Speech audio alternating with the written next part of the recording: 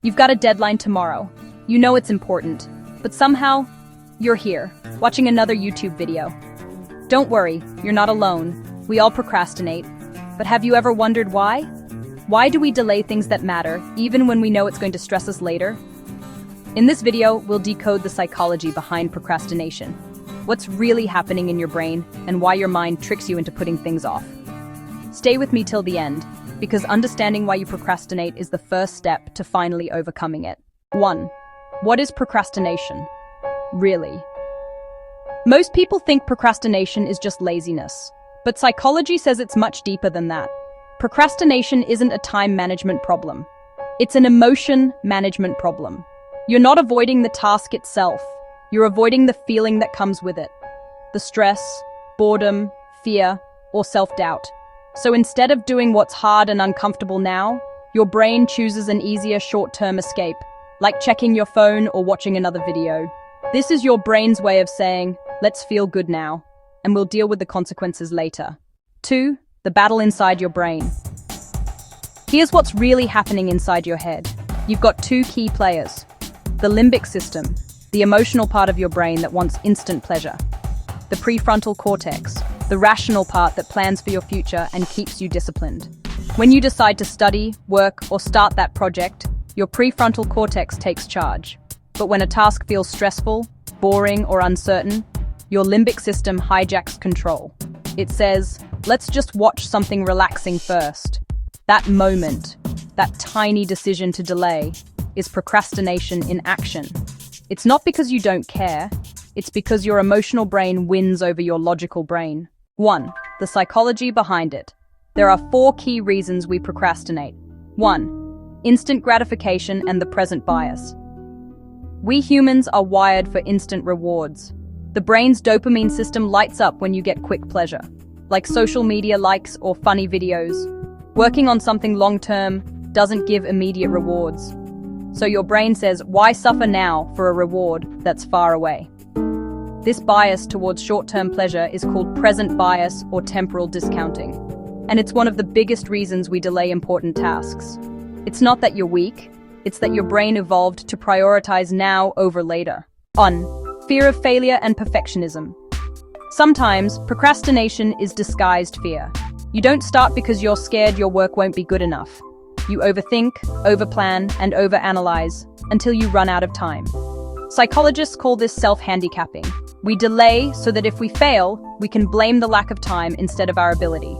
It's your brain's way of protecting your self-esteem. But in doing so, it only reinforces the cycle of guilt and stress. 1. Task aversion. The "this feels painful" effect. Here's something fascinating. When you think about doing a boring or difficult task, your brain's pain centers actually activate. Just thinking about it feels unpleasant, so you avoid it. But once you start the task, that pain quickly fades away. That's why the hardest part is always the first step. The moment you begin, your brain adjusts, and it's never as bad as you imagined. 1. Low self-regulation and mood management. Procrastination is often a form of mood regulation. When you're tired, stressed, or emotionally drained, your self-control drops. That's when distractions feel irresistible. Research shows that people with high emotional regulation procrastinate less.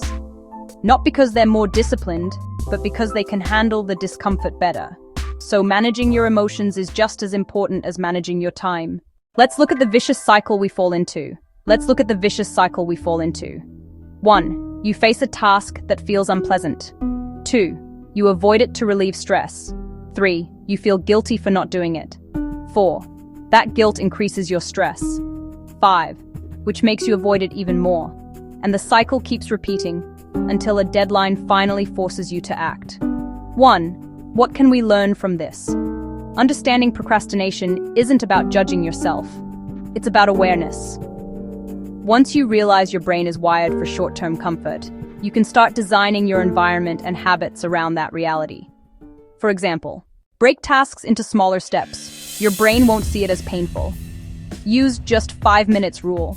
Tell yourself you'll work for only 5 minutes. Once you start, momentum takes over. Reduce friction. Keep your phone away. Clear distractions. Make starting easy. Reward progress, not perfection. Celebrate small wins to train your brain that effort feels good. We'll dive deeper into these science-backed solutions in my next video, how to stop procrastinating, psychology-based habits that actually work. So, to sum up, procrastination isn't laziness. It's a conflict between your emotional and rational brain. It's driven by fear, discomfort, and our craving for instant pleasure. When you understand this, you stop seeing procrastination as a flaw and start seeing it as a signal that your brain is trying to protect you, but in the wrong way. Awareness is the first step toward change.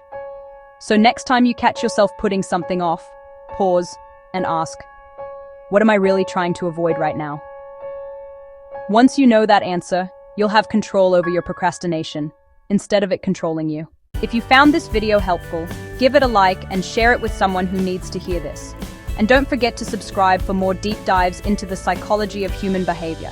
This is Unlocking Us, helping you understand the mind, one thought at a time. Thanks for watching, and I'll see you in the next one.